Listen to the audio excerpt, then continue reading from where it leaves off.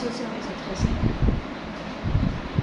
طہور الحسن ابن ضرور الحسن علی مہدی لخمی ابن طہور الحسن کی روح کو دیگر مدنی اپنے جوار گئے فرمائے محمد علی مہدی شفاعت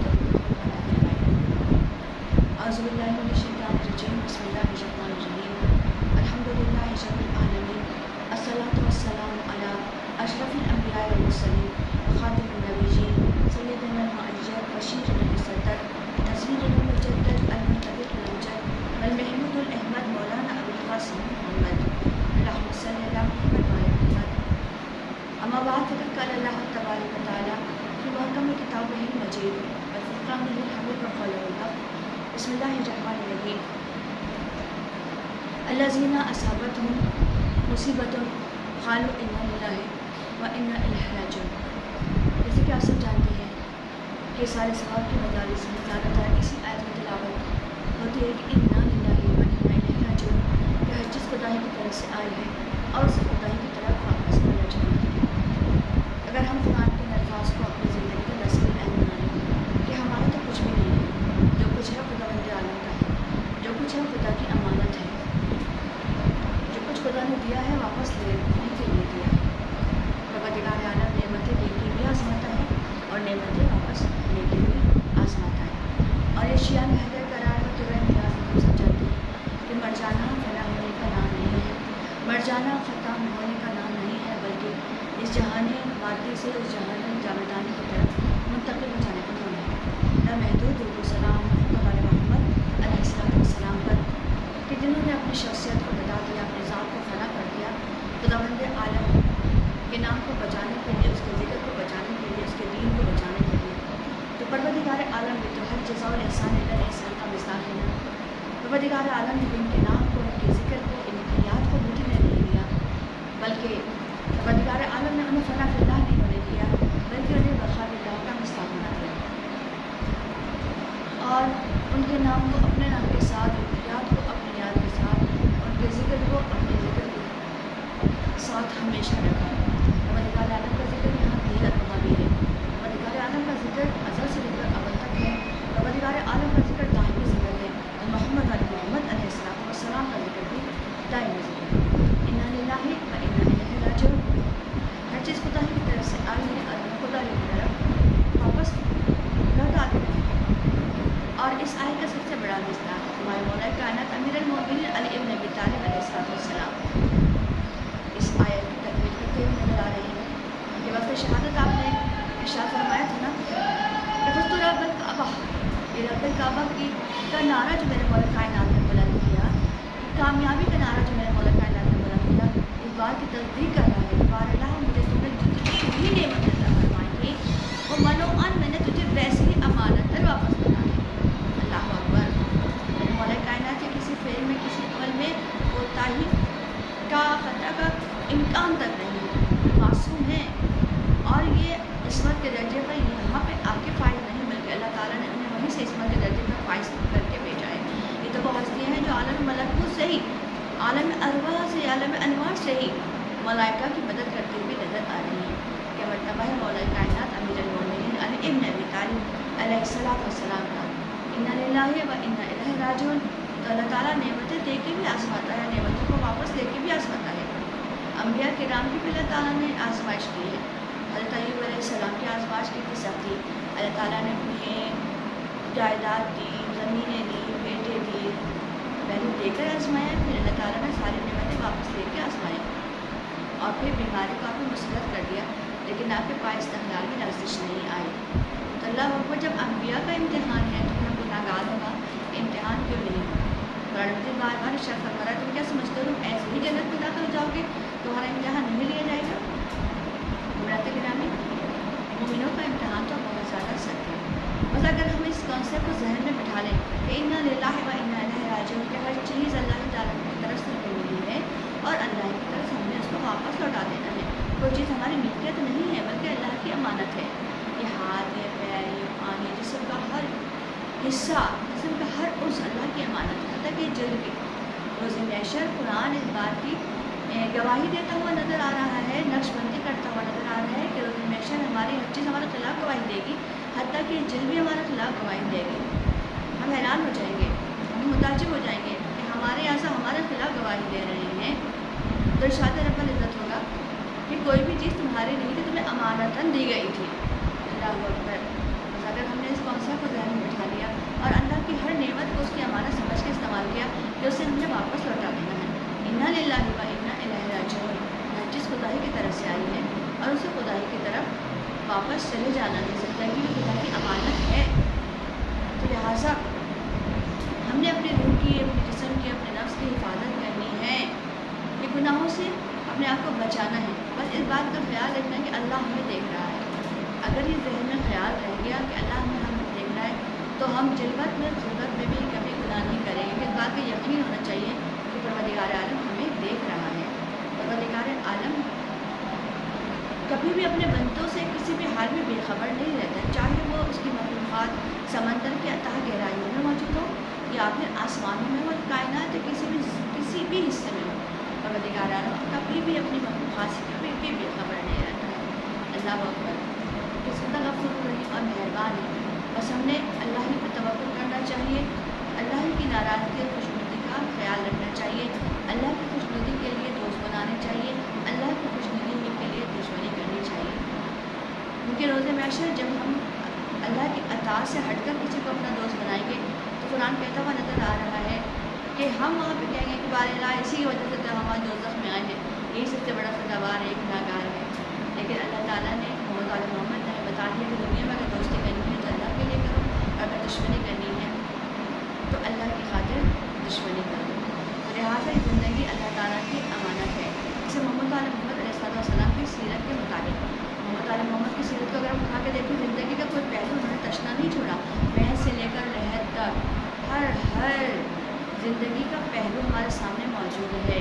बहनों के लिए, भाइयों के लिए, समाज के लिए और वालिदैन के लिए हर सीरत का पहलू हमारे सामने मौजूद है कि अपनी औलाद की कैसे तरबियत करनी चाहिए। और अल्लाह ताला को देखिए कितना गफूर रहीम मेहरबान है। वो रिवायत में बहरा सली कि एक शख्स का इंतकाल हो गया, खबर का अज़ाब हो रहा था, उसका बेटा 4 साल का हुआ, उसकी ज़ौजा ने उसे मदद से बिठाया और जब आलिमुद्दीन ने उसे बिस्मिल्लाहिर्रहमानिर्रहीम पढ़ाया, मतलब अल्लाह ताला ने अपने रहमानियत और रहीमियत के सदक़े में उस बंदे के गुनाहों को माफ़ फरमा दिया जिसका अज़ाब खबर हो रहा था कि इसका बेटा तो अपनी ज़ुबान से मुझे रहमान और रहीम कह रहा है, तो मैं कैसे इसके खबर का अज़ाब अदा कर सकता हूँ। अल्लाह ताला को कितना मेहरबान है। ये हम पे डिपेंड करता है कि अपने औलाद की तरबियत करके उन्हें आलिम बनाएँ, नेक बनाएँ, मुत्तक़ी परहेज़गार बनाएँ। अज़ादारा ने करबला, ये औलाद हमारे पास अल्लाह की अमानत है, हमने इसे अल्लाह के हवाले के तहत तरबियत करना है। और एक बात याद रखिएगा कि अगर हम अल्लाह ताला की अताअत करें ना, अपने औलाद को अल्लाह ताला के इस्लाम के उसूल के तहत परवान चढ़ाएँ, तो हम अल्लाह ताला पे एहसान नहीं कर रहे हैं, बल्कि हम अपने ऊपर एहसान कर रहे हैं, अपनी औलाद को अपने लिए सदक़ा जारिया बना रहे हैं। इसलिए कि अगर सारी कायनात की मखलूक़ात मिलकर अल्लाह ताला की अताअत करेंगी तो उसकी रबूबियत में कोई इजाफा होने वाला नहीं है, और अगर तमाम कायनात की मखलूक़ात अल्लाह ताला की मासियत करेंगी तो उसकी रबूबियत में कोई कमी होने वाली नहीं है। वो अल्लाह था, अल्लाह है, अल्लाह रहेगा। वो राज़िक़ था, राज़िक़ है, राज़िक़ रहेगा। वो मालिक था, मालिक है, मालिक रहेगा। वो माबूद था, माबूद है, माबूद रहेगा। बिल्कुल इसी तरीके से अगर तमाम मखलूक़ात मिलकर मोहम्मद की विलायत का इनकार भी करेंगी तो इनकी विलायत में कोई फ़र्क होने वाला नहीं है। अल्लाह ताला ने मोहम्मद के दर्जात, बुलंदी, फजीलत और विलायत अता फरमाई है, और इसी तरीके से कायम रहेंगे। लम्हतुल सलाम मोहम्मद अलैहिस्सलाम। इन्ना लिल्लाहि व इन्ना इलैहि राजिऊन। चीज़ अल्लाह की तरफ से आई है और उसे अल्लाह की तरफ वापस चले जाना है। इस आयत का मिज़दाक़ देखना है तो करबला की बनियाद को देखिए कि मेरे मौला हुसैन ने अपनी हर नेमत अल्लाह ताला को मना अपने से ही उठाते हैं, चाहे वो चश्मा, चीमा, बनला, अली असगर, 32 बरस का भैया अब्बास, 18 साल का कड़िया जवान, अल्लाह को कर हुसैन ने कोई चीज़ नहीं तो अपने पास बाकी नहीं रखी, अपने पास नहीं रखी, सब कुछ खुदा का मना लौटा दिया। रिवायतें कहती हैं कि जैसे जैसे अस्तर का वक्त करीब आता जा रहा था, हुसैन लाशें उठा रहे हैं, लेकिन चेहरे की नूरानियत बढ़ती चली जा रही है, चेहरे का नूर बढ़ता चला जा रहा है, चेहरे का इत्मीनान बढ़ता चला जा रहा है। इत्मीनान क्या था? इत्मीनान बात गवाही दे रहा है, या तो नफ्स मुतमइन्ना इरजिई इला रब्बिका राज़ियतन मर्ज़िया,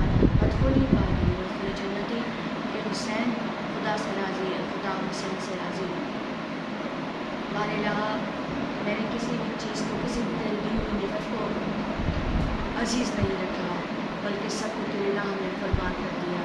हत्ता कि अपनी प्यारी बेटी हमारी शब की दुआओं मांगी हुई सकीना की अतीब भी मेरे मौला ने अल्लाह की मोहब्बत में कुर्बान कर दिया।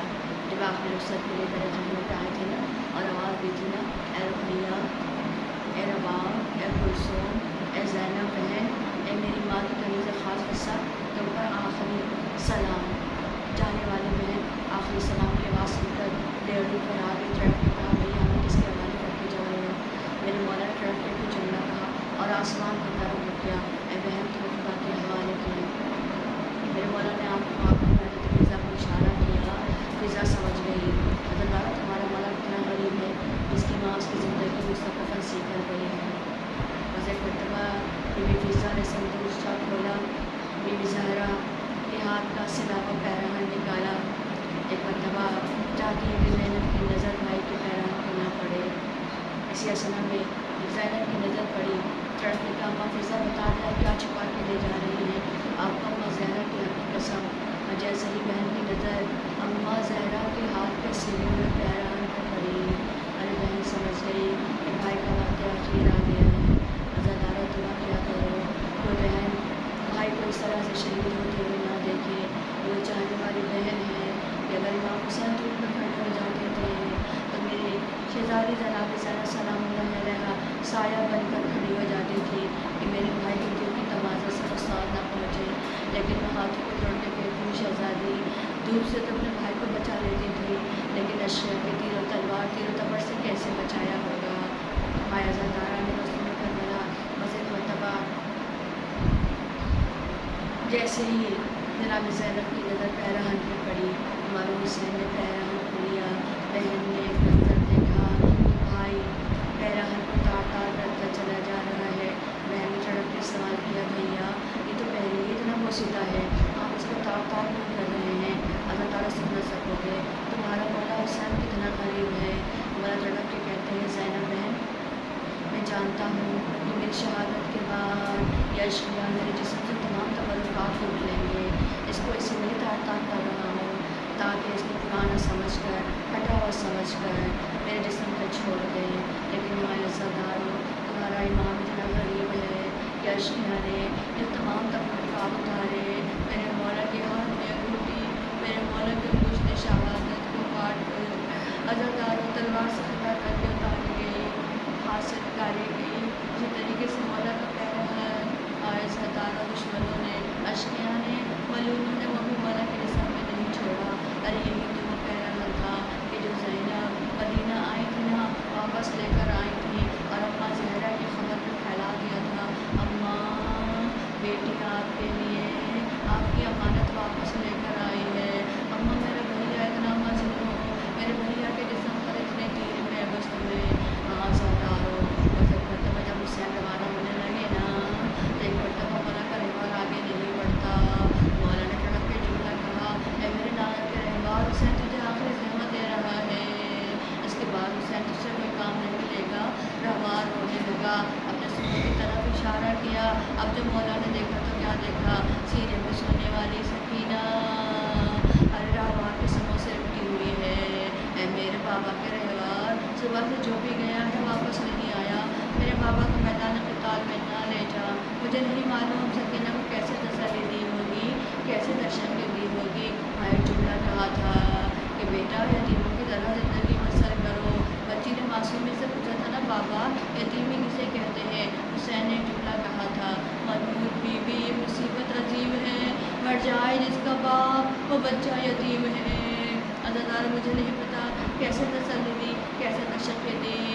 हाँ एक मरतबा मेरा मौला वसीयत कर रहा है, सकीना देखो ताज़िए आने लगे, सब्र करना, तमाचे लगे, सब्र करना, कुर्ते के दामन में आग लगे, सब्र करना, गोशवारे छिन जाए, कान जख्मी हो जाए, सब्र करना, मेरे नाना की उम्मत के लिए कभी बद्दुआ ना करना।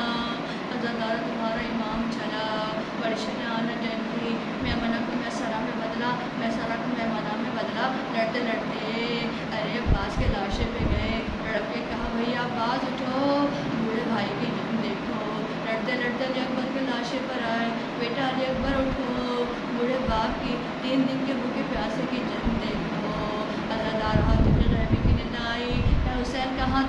کرو گے، وعدہ طفلی کو پورا کرو۔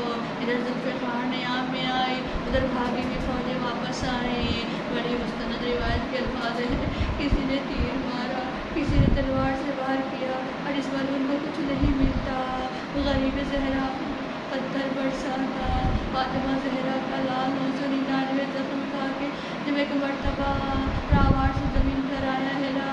آج بھی امام زمانہ زیارت ناہیہ میں خون کے آنسو روتے ہوئے ارشاد فرماتے ہیں، میرا سلام ہو جد امجد پر کہ جب گھوڑے سے زمین پر آئے تھے نا تو آپ کا لاشا نہ زمین پر تھا، آپ کا جسم ناظرین نہ زمین پر تھا اور نہ زین پر، بلکہ تیروں پہ معلق ہو گیا۔ مجھے نہیں معلوم شمر ملعون نے اس مردود افضلی نے کیسے خنجر وداع سے سوکھا ہوا گلا کاٹا۔ ارے چاہنے والی بہن یہ منظر دیکھ رہی تھی، وہاں محمدہ، وہاں علیہ، وہاں فاطمہ۔ ارے بہن فریاد کر رہی تھی، اے شمر میرے بھائی 3 دن کا بھوکا پیاسا ہے، اسے 2 گھونٹ پانی پلا دے۔ ارے برابر میں نہر فرات بہہ رہی ہے، بہن بھائی کی زندگی کی بھیک مانگتی رہ گئی۔ اے شمر پاس بھائی کے آلو جو تو کہے، زخموں سے جلتی ریت چھڑا لوں جو تو کہے، چادر بدن کے نیچے بچھا لوں جو تو کہے، حضرت کو قبلہ رو میں لٹا لوں جو تو کہے، اب پانی تو بھوکے پیاسے کو اے بدخصال دے، اے وقت ذبح آنکھوں پہ کپڑا تو ڈال دے۔ ارے روایت کہتی ہے 3 چیزیں ایسی تھی جو حسین کے گرد طواف کر رہی تھی، ایک جبرائیل امین، ایک چاہنے والی بہن زینب اور ایک چاہنے والی ماں فاطمہ زہرا۔ آیا زادارو نہ جانے کیسے خنجر بے داغ چلا سوکھے گلے پر، 13 ضربوں میں ملعون نے حسین کا سر کاٹا۔ زادارو ارے جب کسی کا باپ مر جاتا ہے نا تو لوگ ابھی غصہ دینے کے لیے آتے ہیں، لیکن آیا زادارو سکینہ کی یتیمی کیسے بیان کروں۔ ارے بی بی کو تو تماچے لگے، تازیانے لگے۔ زادارو سننا سکوگے کہ جب بھی نماز کا وقت ہوتا تھا نا، بی بی اپنے بابا کے لیے جانماز بچھا دیتی تھی کہ میرا بابا آ کے نماز ادا کرے گا۔ ارے جب کربلا میں عصر کا وقت آیا، ایک مرتبہ میری شہزادی نے جانماز بچھا دیا کہ میرا بابا آ کے نماز ادا کرے گا۔ ارے قدموں کی آہٹ ارے خیمہ کو محسوس ہوئی، بی بی سمجھی کہ میرا بابا آ گیا۔ اب جب بی بی نے دیکھا تو کیا منظر دیکھا، خدا نہ کرے کوئی یتیم اپنے باپ کو اس حالت میں دیکھے۔ اس ملعون کے ہاتھ میں حسین کا کٹا ہوا سر تھا، زلفوں سے پکڑا ہوا بے ادبی کر رہا تھا اور کہہ رہا تھا سکینہ بابا کا انتظار کر رہی تھی نا تمہارا بابا۔ اللہ لعنت اللہ قوم ظالم سیعلمون الذین ظلموا انهم یدخلون غیر الاسلام مجلس اللہ کا ثواب۔ طاہر الحسین ابن سید الحسین علی میں